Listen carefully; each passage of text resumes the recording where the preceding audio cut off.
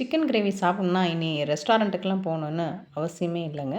வீட்டிலேயே ரொம்ப சுலபமாக பண்ணிடலாங்க. நாட்டுக்கோழி சிக்கன் கிரேவி தாங்க. வீட்டிலேயே மசாலாலாம் வறுத்து அரைச்சு பண்ண போகிறோம். இந்த சிக்கன் கிரேவி பிகினர் கூட ரொம்ப ஈஸியாக பண்ணிடலாம். பேச்சுலர்ஸும் ரொம்பவே சூப்பராக பண்ணிடலாம். ரொம்ப கஷ்டம்லாம் கிடையாது. ரொம்ப ரொம்ப ஒரு சிம்பிளான ரெசிபி தாங்க. அதோட டேஸ்ட் பார்த்திங்கன்னா வேறு லெவலில் இருக்கும். வாங்க இதை எப்படி பண்ணலான்னு வீடியோவில் பார்க்கலாம். இதுக்கு 1 கிலோ நான் நாட்டுக்கோழி எடுத்திருக்கேங்க. நல்லா கழுவி வாஷ் பண்ணிவிடுங்க. கொஞ்சமாக மஞ்சள்தூள் சேர்த்துக்கலாம். காரத்துக்கு ஒரு 3/4 டீஸ்பூன் மிளகாய்த்தூள் சேர்த்துக்கலாம். கொஞ்சமாக இஞ்சி பூண்டு பேஸ்ட். அடுத்து புளிக்காத தயிர் கொஞ்சம் சேர்த்துக்கலாங்க. இதிலே ஒரு 1/2 டீஸ்பூன் உப்பு சேர்த்துக்கோங்க. அது கொஞ்சம் எடிட் பண்ணுறப்ப ஸ்கிப் ஆகிடுச்சு. இப்போ இது எல்லாத்தையுமே நல்லா மிக்ஸ் பண்ணிக்கலாம். இந்த சிக்கனை ஒரு 1/2 அன் ஹவர் அப்படியே மேக்னேட் பண்ணி வச்சுருங்க. இது நல்லா ஊறட்டும். ஏன் இந்த ஸ்டெப் பண்ணுறோன்னு பார்த்தீங்கன்னா, அப்போ தான் இந்த சிக்கன் உள்ள இந்த காரம், இந்த புளிப்பு இதெல்லாம் நல்லா இறங்கும். சிக்கனும் நல்லா நமக்கு சாஃப்டாக இருக்குங்க. இப்போ இது ஒரு 1/2 மணி நேரம் அப்படியே ஊறட்டும். இப்போ இந்த கிரேவி பண்ண நம்ம ஆரம்பிச்சிடலாங்க. இன்றைக்கி நான் குக்கர்லலாம் பண்ண போகிறது இல்லைங்க. நல்ல ஒரு அகலமான பாத்திரத்தில் தான் நான் பண்ணுறேன். பாத்திரம் நல்லா சூடானோன்னு தேவையான அளவு எண்ணெய் சேர்த்துக்கலாம். இப்போ எண்ணெய் நல்லா ஹீட் ஆகிடுச்சுங்க. இப்போ தாளிப்பு நம்ம சேர்த்துக்கலாங்க. 1/2 டீஸ்பூன் சோம்பு, 2 பட்டை, 2 கிராம்பு, 2 ஏலக்காய், பிரிஞ்சி இலை. இப்போ இது எல்லாமே சோம்பு இதெல்லாமே எண்ணெயில் நல்லா பொரிஞ்சோன்னா வெங்காயம் நம்ம சேர்த்துக்கலாம்.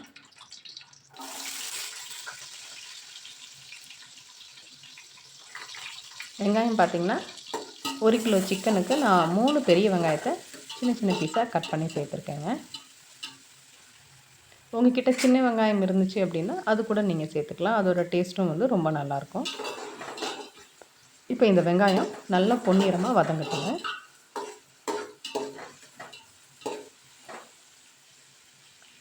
வெங்காயம் ரொம்ப வதங்கணும்னு அவசியம் இல்லைங்க. அதோட கண்ணாடி பதம்னு சொல்லுவோம் இல்லையா, அந்த அளவுக்கு வதங்கினா போதும். இப்போ இதில் நம்ம கருவேப்பிலை சேர்த்துக்கலாம். 2 டீஸ்பூன் இஞ்சி பூண்டு பேஸ்ட்டு சேர்த்துக்கலாங்க. இப்போ இந்த இஞ்சி பூண்டோட பச்சை வாசனை போகிற வரைக்கும் நல்லா வதக்கிடுங்க.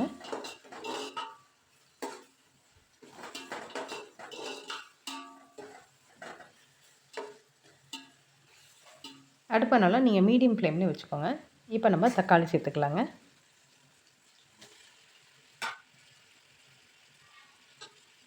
நல்ல ஒரு பெரிய தக்காளியாக இருந்தால் நான் 2 தக்காளி சேர்த்துக்கேங்க.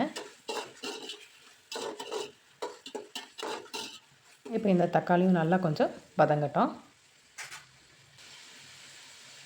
இப்போ நம்ம போட்ட வெங்காயம், தக்காளி எல்லாமே நல்லா வதங்கிடுச்சுங்க. இப்போ நம்ம மேக்னேட் பண்ணி வச்சுருந்த சிக்கனை நம்ம இதில் சேர்த்துக்கலாம்.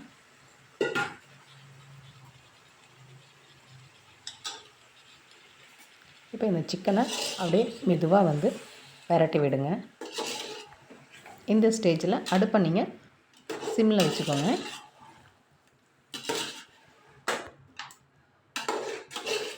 இந்த சிக்கனுடைய கலர் கொஞ்சம் மாறுற வரைக்கும் ஒரு 2 நிமிஷம் எண்ணெயிலே அப்படியே இது கொஞ்சம் நல்லாவே வதங்கட்டுங்க.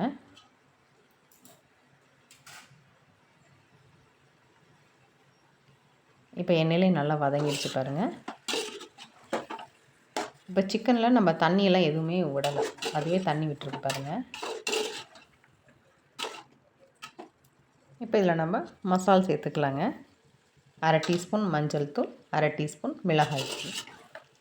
இது எல்லாமே நல்லா போட்டு நல்லா மிக்ஸ் பண்ணி விடுங்க. மிளகாய்த்தூள் நீங்கள் பார்த்து சேர்த்துக்கோங்க. ஏன்னா சிக்கன் மேக்னேட் பண்ணுறப்பையும் நம்ம மிளகாய்த்தூள் சேர்த்துருக்கோம். இப்போ நம்ம சிக்கனை வதக்கிறப்பையும் மிளகாய்த்தூள் சேர்த்துக்கிறோம். அடுத்து மசாலா நம்ம வறுத்து அரைக்க போகிறோம். அதுலேயும் நம்ம மிளகாய் நம்ம சேர்ப்போங்க. இப்போ சிக்கன் பாருங்கள், தண்ணி அதுவே விட்டுருக்கு. நம்ம எந்த விதமான தண்ணியும் நம்ம இதில் ஊற்றலை. இப்போ இந்த மசாலா எல்லாமே இந்த சிக்கனில் நல்லா கோட்டார அளவுக்கு நல்லா மிக்ஸ் பண்ணி விடுங்க. இப்போ பாருங்கள், மசாலா எல்லாமே நல்லா சிக்கனில் இறங்கியிருக்கு. இப்போ இந்த சிக்கன் வேகிறதுக்கு தேவையான அளவு நம்ம தண்ணி சேர்த்துக்கலாம். என்னடா தண்ணியோட கலர் மாறி இருக்குன்னு பார்க்குறீங்களா? இது நம்ம அரிசி கழுவுனா அந்த கழனி தண்ணின்னு சொல்லுவோம் பார்த்தீங்களா, அந்த தண்ணியில் தான் நான் இன்றைக்கி சிக்கனை வேக வைக்க போகிறேன். உங்கள்கிட்ட கழனி தண்ணி இருந்ததுன்னா அதை ஊற்றிக்கோங்க, இல்லைன்னா நம்ம நார்மலான தண்ணியை நம்ம ஊற்றிக்கலாம். ஏன்னா நாட்டுக்கோழிக்கு வந்து நம்ம அந்த கழனி தண்ணியில் வந்து வேக வச்சோம் அப்படின்னா சிக்கனுடைய டேஸ்ட்டு வந்து பார்த்திங்கன்னா நல்லாயிருக்கும், சிக்கன் கிரேவியோட டேஸ்ட்டு. இப்போ அந்த சிக்கன் வேகட்டும். அதுக்கு முன்னாடி ஒரு மசாலா நம்ம வறுத்துக்கலாம். அடுப்பில் பேன் வச்சு தேவையான அளவு எண்ணெய் ஊற்றிக்கோங்க. இப்போ நம்ம மசாலாலாம் சேர்த்துக்கலாங்க. 1 கிலோ சிக்கனுக்கு நான் அளவு சொல்கிறேங்க. 1 ஸ்பூன் சீரகம், 1 ஸ்பூன் சோம்பு, 1 ஸ்பூன் மிளகு, வரமிளகாய் 3 போட்டுக்கோங்க. மல்லி வந்து 2 ஸ்பூன் நம்ம சேர்த்துக்கலாம். இப்போ இது எல்லாமே நல்லா வதங்கினோன்னே ஒரு 15 சின்ன வெங்காயம் சேர்த்துக்கோங்க.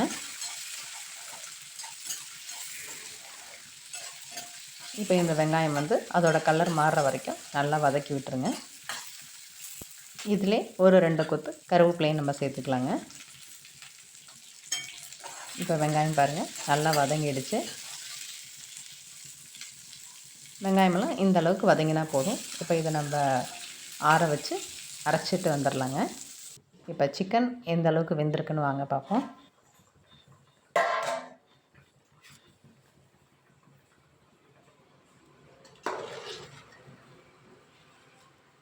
மெதுவாக அப்படியே கிண்டி விடுங்க.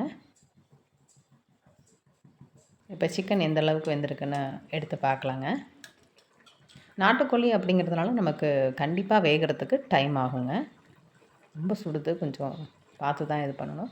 சிக்கன் பார்த்திங்கன்னா ஒரு 30% தான் நமக்கு வெந்திருக்கு. இது மறுபடியும் கொஞ்சம் வேகட்டுங்க. இப்போ இந்த ஸ்டேஜில் நம்ம மசாலா வறுத்து அரைச்சோம் பார்த்திங்களா, அந்த மிக்ஸிங்கை இதில் நம்ம இப்போ சேர்த்துக்கலாம்.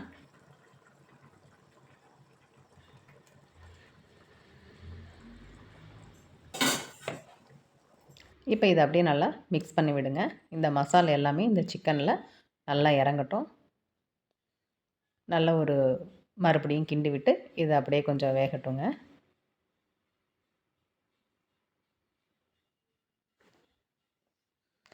இந்த ஸ்டேஜில் நம்ம உப்பு சேர்த்துக்கலாம். இப்போ சிக்கன் பார்த்திங்கன்னா ஒரு 50% தான் வெந்திருக்கு. நீங்கள் ஆரம்பத்துலேயே உப்பு போட்டிங்கன்னா நமக்கு நாட்டுக்கோழி வந்து வேகாதுங்க. பிராய்லர் மாதிரி கிடையாது இது. இது வந்து வேகிறதுக்கு கொஞ்சம் டைம் எடுக்கும். அதனால் நல்ல சிக்கன் பாதி வெந்ததுக்கப்புறமேட்டுக்கு நீங்கள் உப்பு சேர்த்தா போதுங்க. இப்போ நம்ம தேங்காய் நம்ம அரைச்சி ஊற்றிக்கலாங்க. இப்போ அதையுமே நல்லா மிக்ஸ் பண்ணி விடுங்க. இப்போ இந்த கிரேவி நல்லா கொதித்து நமக்கு கெட்டியாகி வரட்டும். இப்போ பாருங்கள் எந்த அளவுக்கு தண்ணியாக இருந்தது, இப்போ நல்லா கிரேவி நமக்கு கொதித்து ஓரளவுக்கு நமக்கு கெட்டியாகி வந்திருக்கு. இப்போ இந்த ஸ்டேஜில் சிக்கன் நமக்கு எந்த அளவுக்கு வந்திருக்குன்னு பார்ப்போங்க. சிக்கன் நல்லா பயங்கரமாக சுடுதுங்க.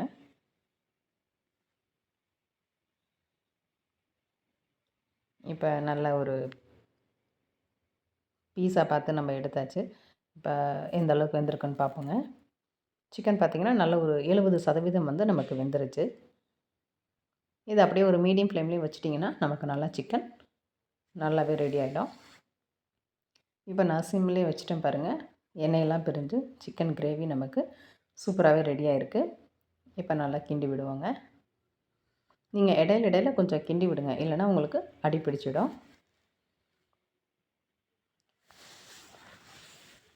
நான்வெஜ்ஜை பொறுத்த வரைக்கும் இந்த மாதிரி நாட்டுக்கோழியெல்லாம் வந்து நம்ம விறகடுப்பில் பண்ணோன்னு வச்சுக்கோங்களேன்.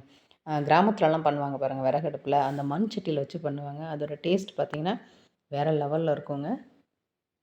இப்போ நம்மளுடைய நாட்டுக்கோழி கிரேவி வந்து சூப்பராக ரெடி ஆகிடுச்சு பாருங்கள். எண்ணெயெல்லாம் பிரிஞ்சிருச்சு. லெக் பீஸும் பார்த்திங்கன்னா நல்லா வெந்து சூப்பராக இருக்குங்க. இப்போ இந்த ஸ்டேஜில் நீங்கள் உப்பு காரம் போதுமா நீங்கள் செக் பண்ணிக்கோங்க. இப்போ நம்ம ஃபைனலாக இதில் கொத்தமல்லி இலை தூவி இறக்கிட வேண்டியதாங்க. இன்னும் நல்லா காரசாரமாக வேணும்னு நினச்சிங்கன்னா இதில் ஒரு 3/4 டீஸ்பூன் மிளகுத்தூள் சேர்த்துக்கலாங்க. நான்வெஜ் அப்படின்னாலே நல்ல ஒரு காரசாரமாக இருந்தால் தான் நல்லாயிருக்கும். அதுவும் நாட்டுக்கோழி கிரேவினா சொல்லவே வேண்டாங்க. நல்ல காரசாரமாக இருந்தால் தான் நமக்கு நல்லாயிருக்கும். இப்போ இதை அப்படியே நல்லா மிக்ஸ் பண்ணி விடுங்க. இப்போ இந்த சிக்கன் கிரேவி எதுக்கெல்லாம் நல்லாயிருக்கும் அப்படின்னு பார்த்தீங்கன்னா, ஒயிட் ரைஸ்க்கு நல்லாயிருக்கும். தோசை, இட்லி, அப்புறம் நான், பரோட்டா, சப்பாத்தி, வெரைட்டி ரைஸ் எல்லாத்துக்குமே வந்து ரொம்ப அட்டகாசமாக இருக்குங்க. ஸோ மறக்காமல் இந்த சிக்கன் கிரேவியை உங்கள் வீட்டில் நீங்களும் ட்ரை பண்ணி பாருங்கள். இப்போ நம்மளுடைய நாட்டுக்கோழி கிரேவி சூப்பராக ரெடி ஆகிடுச்சு பாருங்கள். இந்த வீடியோ பிடிச்சிருந்தா லைக் பண்ணுங்கள், கமெண்ட் பண்ணுங்கள், ஷேர் பண்ணுங்கள். மறக்காமல் நம்ம சேனல் சப்ஸ்கிரைப் பண்ணுங்கள். நம்ம சேனல் பிடிச்சிருந்தா மறக்காமல் ஃபாலோ பண்ணிக்கோங்க. நம்மளுடைய நாட்டுக்கோழி கிரேவி ஜம்முன்னு ரெடி ஆகிடுச்சுங்க. நீங்களும் இந்த ரெசிபியை உங்கள் வீட்டில் ட்ரை பண்ணி பார்த்துட்டு உங்களுடைய ஃபீட்பேக்கை கீழே கமெண்ட்ஸில் சொல்லுங்கள். உங்களில் எத்தனை பேருக்கு இந்த நாட்டுக்கோழி கிரேவி பிடிக்கும் அப்படின்னு கீழே கமெண்ட்ஸில் சொல்லுங்கள். குழந்தைங்களுக்கு முடிஞ்ச அளவு நீங்கள் பிராய்லர் சிக்கன் கொடுக்குறத அவாய்ட் பண்ணிவிட்டு நாட்டுக்கோழியே வந்து நீங்கள் கொடுக்க பாருங்கள். ஏன்னா அதுதான் நம்ம உடம்புக்கு வந்து ரொம்ப ஒரு ஹெல்த்தியான ரெசிபி. அவ்வளோதாங்க. இந்த வீடியோ உங்களுக்கு பிடிக்கும் நம்புகிறேன். Thank you friends.